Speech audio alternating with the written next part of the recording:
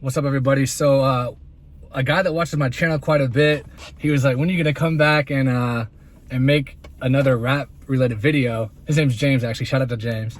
And I guess that's his real name. I don't know. Shout out to Australia, too. But, yeah, he was like, when are you gonna make another rap type of video? And I was like, man, honestly, bro, there's really nothing going on right now that I can talk about that I'm aware of. I was like, but I'm open to suggestions. So if you know of anything at all that you think is worth talking about, let me know. And him being the 6ix9ine fan that I am as well, he was like, well, hey, did you hear that ZAZA, 6ix9ine's new song, hit the top 100 at number 90? Even though he's blackballed. And I was like, yeah, I did kind of hear about that, but I didn't think about doing a video on it. But I am going to talk about it. I think it's pretty significant because, look, as much as 6ix9ine is a villain, is a bad guy, there's no way to justify the shit that he's done. And I'm not talking about the snitching stuff. That to me is some hood street gangster shit, which I don't relate to because I'm not from the hood. I mean, I'm not from the greatest neighborhood in the world. I'm not from a rich family, but I don't subscribe to gangsterisms. I'm not in the mob. I'm not in a fucking gang. I'm not a Crip. I'm not a Blood. I don't give a fuck about a flag. You know what I mean? I'm my own gang. You know, I'm on God's team. You know what I mean? So I don't care about the fucking snitching bullshit. That is so fucking stupid to me that I can't even fathom why white teenagers from rich areas give a fuck about it. Like, if you're a fan of the music, listen to the music. I mean, I'm sorry, I just don't get that. But what is horrible to me, and I've touched on this on multiple videos, is and this is not allegations, this is factual information that he openly admitted to multiple times, is beating his ex-girlfriend.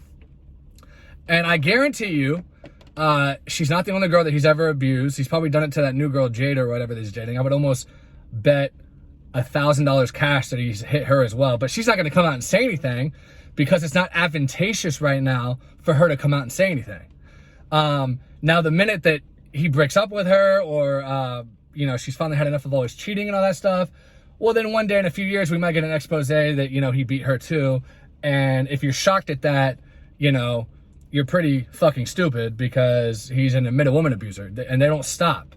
Like, once that's who you are, if you don't like become a Christian or go to therapy and actively want to change, you're going to continue to do the same things. I mean, fuck. I mean, that's common human sense. You know what I mean? So I don't condone that at all.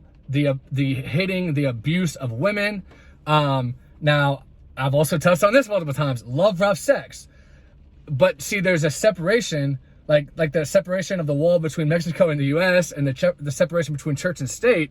There's a separation between rough sex and violence that is wanted in the bedroom versus over on this side, hating a woman because she pissed you off. And that's just disgusting, because first of all, men are much stronger than women and they stand no chance.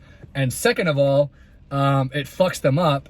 And usually women that end up in abusive relationships, like I guarantee you Jade, his new girlfriend, has probably been through other abusive relationships and was probably sexually molested as a little girl. And I'm sure a whole ton of other stuff that you would be absolutely shocked if you heard. But you know, a lot of us would like to live in our own little bubble, and we don't really like to know what's really going on in the world. My mother is a perfect example of one of those people. Votes Republican because they're against abortion and gay marriage. First of all, they're not against either one of those things. They could give a fuck less about either one of those things.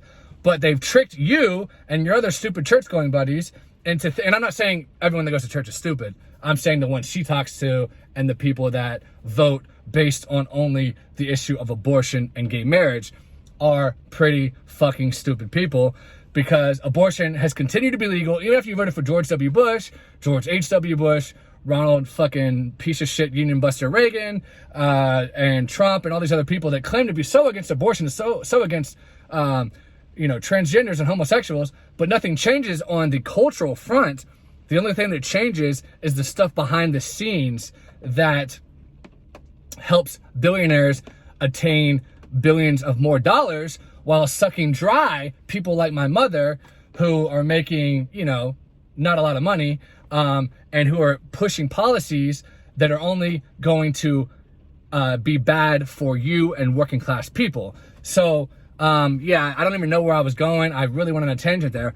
But my point is, 6ix9ine is a horrible human being. I could never be friends with the guy, even though we'd probably have a lot in common. Like, we both like rap, you know. But just the fake gangster persona, the fake hardcore acting, you can tell it's all an act. He knows exactly what he's doing. I'm not falling for the act. But, like I said, and I've said this multiple times, it comes down to the music. And obviously, even though he did all the antics with the Meek Mill stuff and all that stuff with the whoever else, Chicago rappers, the King Von, Rest in Piss, all that stuff. And King Von was a horrible person too.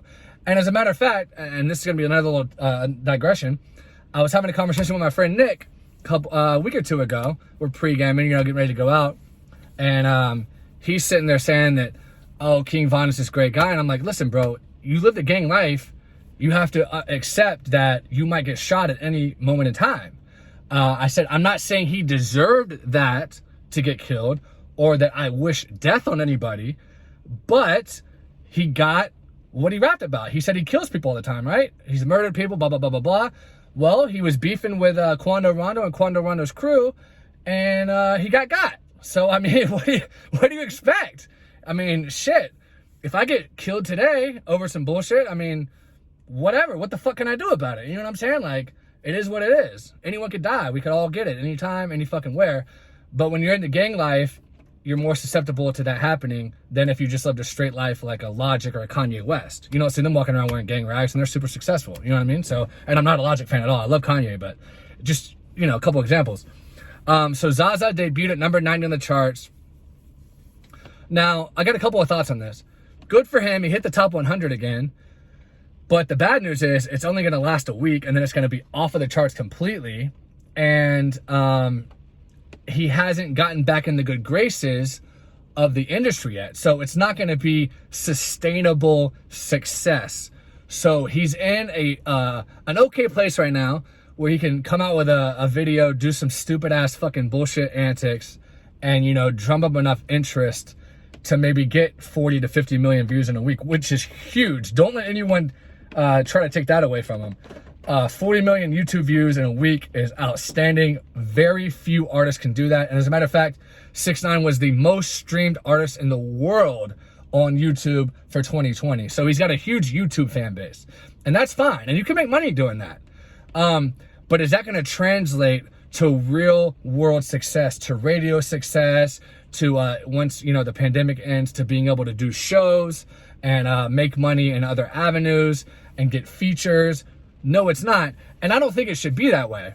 I mean, because it just goes to show you how fake people are. Before he got busted with all the snitching things, he had songs with Lil Baby. He had songs with Gunna. He had songs with Kanye West. He had songs with Nicki Minaj. She kept it real, though. She did a song with him afterwards. But besides her, all those people haven't worked with him since.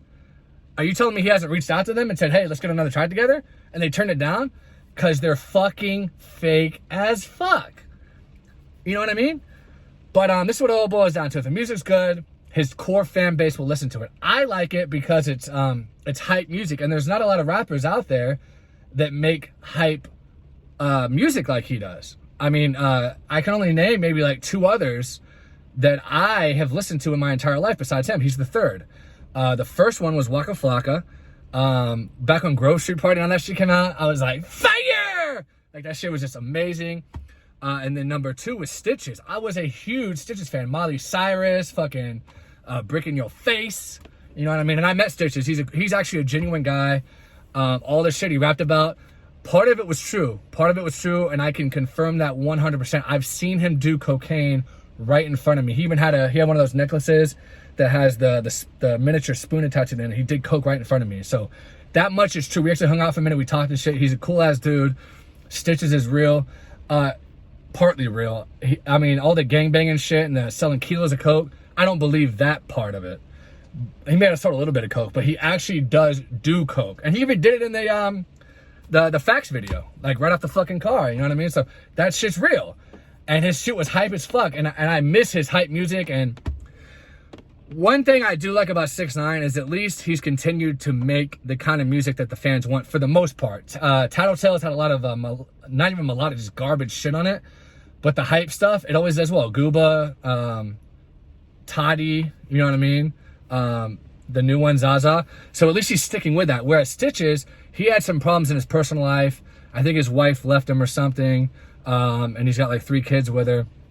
And then he got depressed.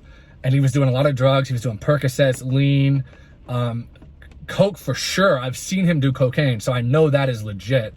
And just a bunch of drugs, and saying that he was doing an 8-ball a day or maybe a couple 8-balls a day. And it's like, that shit degrades your mind to where you can't even think any positive thoughts. It drains all your serotonin. Like I've experimented with shit. Maybe one day I'll do a video on all the shit I've done.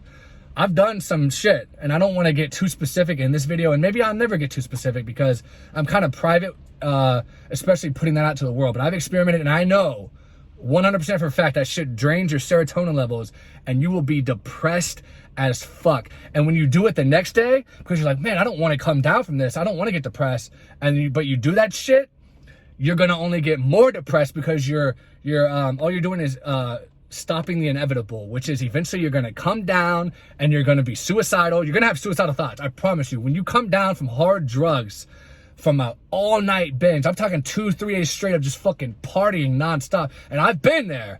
You do all this shit, and you just get whacked out of your mind. You don't even know what the fuck is going on, and you think you're having a good time. You're on a bunch of motherfucking fake-ass snake pieces of shit that do not have your best interests at heart, are fake, will stab you in the back, will try to fuck your girl, will try to fucking fuck you up, will try to steal your shit. Fake ass people. That's what you're surrounded by when you're in that toxic environment. So I highly recommend to stay away from that. But that's what happened to Stitches. He got caught in that environment, and he got depressed. So now his music's kind of changed, and he stopped putting out videos and stuff, which has been to his career's detriment. So I miss Stitch's music. I wish he'd come back with just a whole album worth of facts type of songs, a whole album with of Miley Cyrus.